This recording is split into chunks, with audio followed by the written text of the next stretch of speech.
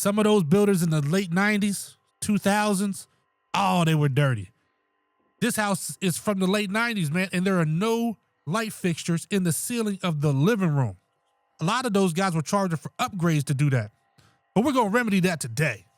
We're going to put some new recessed lights. You know, they're not technically recessed. They're kind of recessed, but you know, the new LED lights. I always got a little table with me, y'all. Always. I'm telling you, these little things, it looks like it's piled up, and it kind of is, but it's a way for me to keep my tools off of the floor, off of their furniture, just off of their stuff. Keep my stuff all situated, man. But, all right, let's get to these lights. Now, of course, I'm on the first floor. This is a 2-story house, so I can't go up into the attic. Because, of course, that would make it way easier if I could just go in the attic and just, you know, move the wires around. But in this case, I'm going to have to fix the drywall later, which I keep telling y'all that the drywall repair for a handyman is your superpower. That and reading schematics. But we'll cover that another day, because that's definitely something we got to add to the arsenal. But in this situation, we're going to have to fix the drywall. So the hardest part to me about doing these lights is getting the measurements perfect. Meaning I got to look at the size of the room. I got to figure out how far apart do I want the lights. I don't want them too close together. I don't want them too far apart. No need to overpower the room or to have spots where you're going to have shade or, you know, like a dark corner or something like that. After doing these lights for a while, you start to know the difference. So these are 6-inch lights. This room is 23 feet long, but you only need about 6 of the lights in there. All right, so that's directly on that first light right there. All right, that laser is going down and it's going through my second mark. Boom, right there, right center on my second mark. So now I could go down and make my third mark with just a laser line and just come up off the wall and get that in the right spot. And then I could use the laser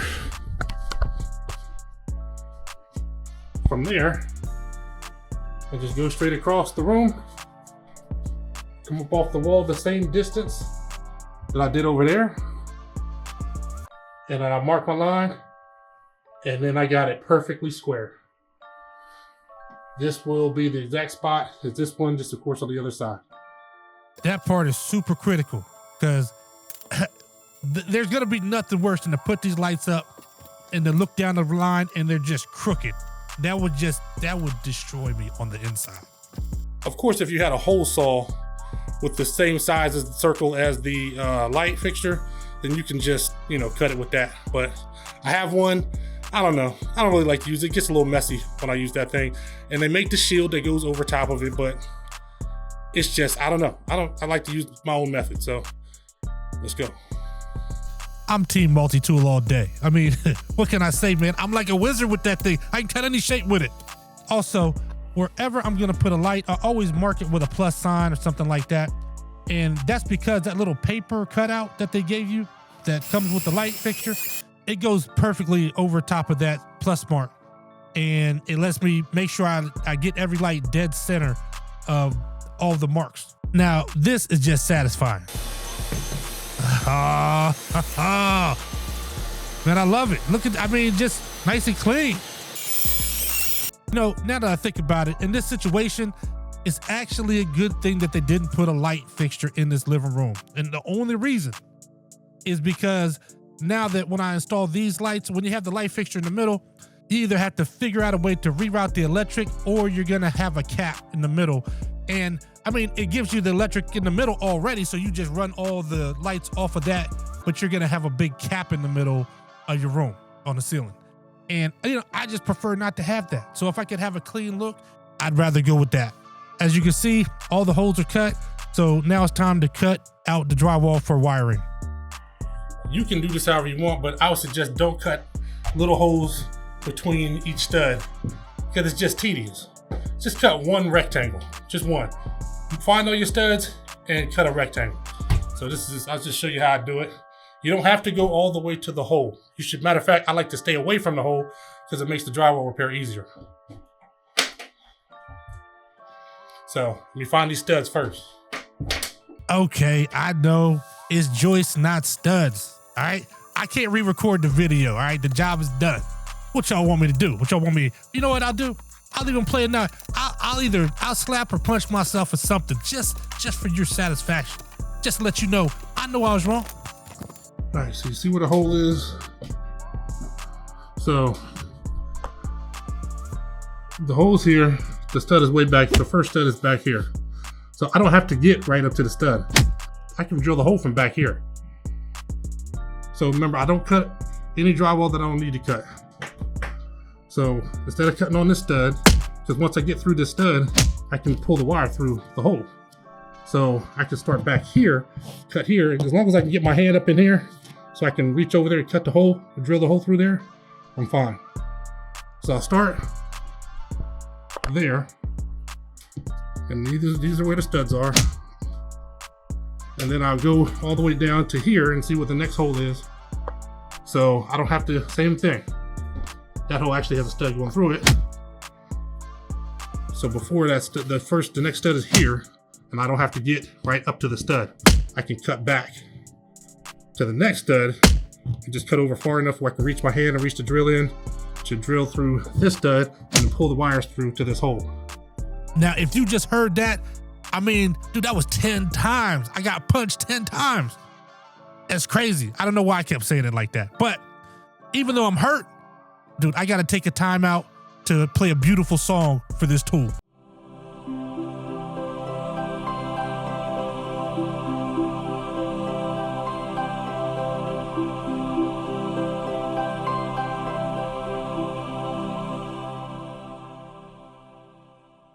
I know y'all are like, man, that ain't new.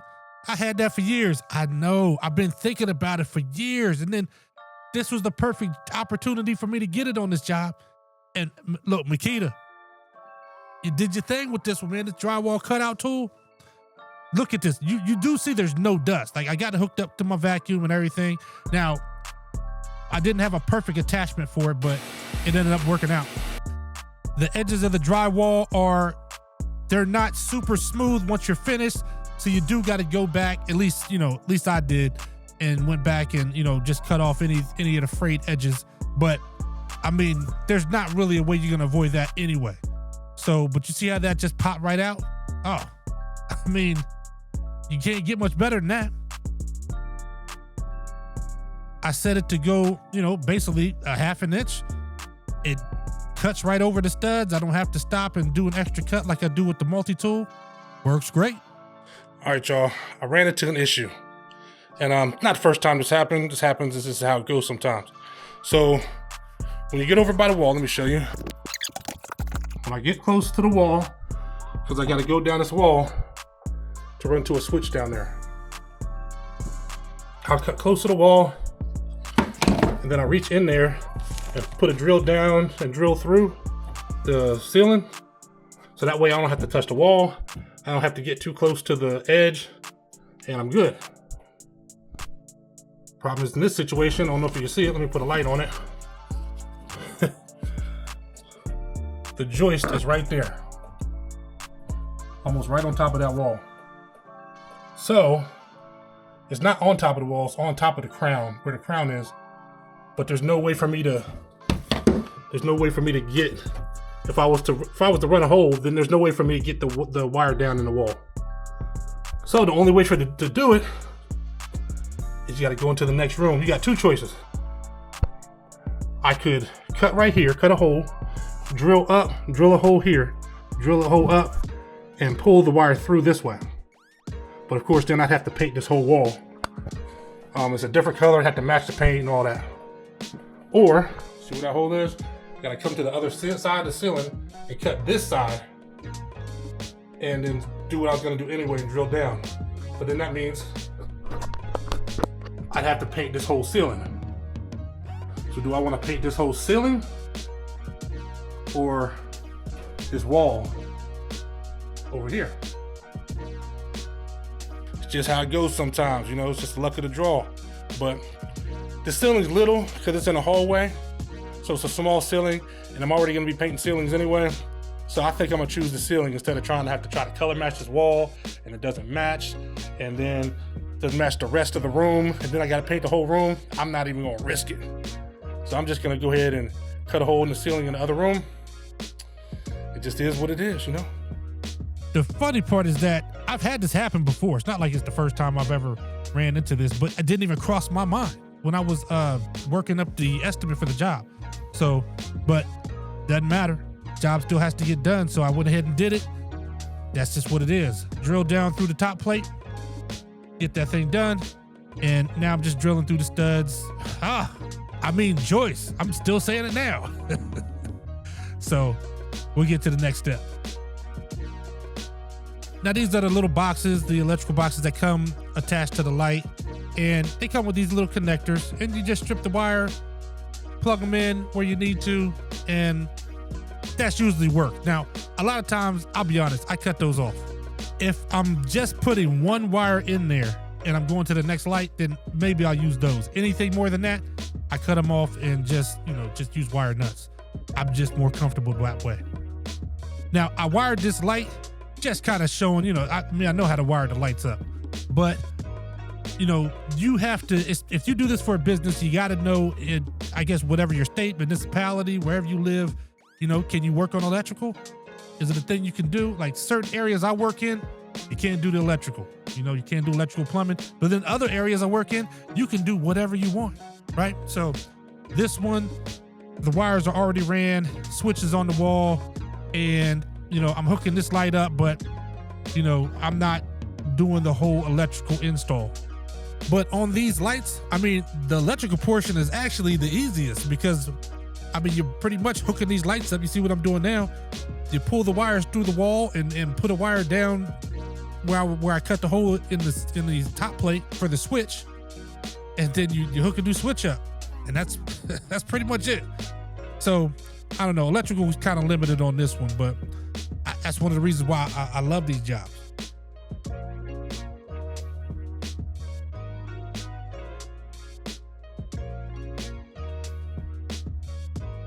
Light is on. Here we go. It's a beautiful thing. All the lights lined up, spread apart. Said no dark areas of the room. I think it came out wonderful. I'm happy. Now, time for the drywall repair. Now, I've said it a million times in my videos. You'll notice in my area, people do not use texture. There is no texture on the walls. Every repair is a level 4 finish. Level 4. That's what we do here. We don't do any texture hardly. It's very rare. I say that because I got a lot of people that ask me, why don't I just wet sand all the repairs? And it's just not that simple. So unless I've never seen a technique where you just take a sponge, wipe down hot mud, and you end up with a level 4 finish. I just haven't seen it. Now, I've seen, on small holes and stuff like that, yes. But on large repairs like this, I haven't seen it. I've seen people do wet sanding techniques, but it ain't as simple as just wiping it down.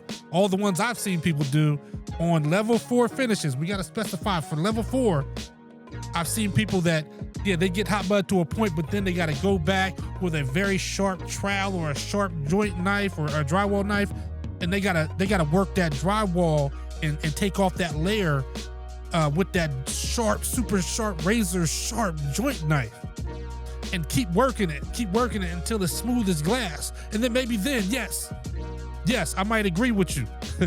But for me, you can do that and get a dustless finish. But I don't know, they got so many tools out here where I can do the repair without getting dust anywhere. It's just, to me, it's just unnecessary. And it seems like it takes more work to get it that smooth than it does to just sand it. But hey, call my bluff. Maybe there's somebody out here that knows how to do that knows how to wet sand to a level 4 finish to where you can wet sand it and paint right over it. No texture. And you won't be able to see the repair. Maybe somebody out there could do it. I've just never seen it done. What I normally do, just like right now, this is 20-minute fiber fuse, which is like what I use 95% of the time. I fill the joints with it first, and then I go over it with the 20-minute, and then I go over it again with more 20-minute. Then I follow that up with the +3. So you see right now, it's not completely dry or anything like that. I go over with the +3. So for me, the drywall repair takes 2 days, right? I get all the layers of mud up on the first day and let it dry. The second day I come back, sand, prime, paint. Y'all see I got the full circle sanding kit with the radius sander. Now, I say it like this, I'm gonna reserve my judgment before I do a few jobs with it. It's decent on the ceiling. But I will say, dust control, I give it, 2 thumbs up. But we'll see in the future what I think, as far as longevity. Well, there it is, and there you have it. I just finished priming over just the repaired areas so you can see where the repairs are right now because, I just finished priming them. But like I said, they're still hard to see. And that's what I want. I always love it like that. You should barely be able to see it. And then when you put that paint on, man, they just disappear. It's a beautiful thing. Daryl, also known as a finisher. Stay safe, be blessed, and remember, if the trades don't work, nothing else does.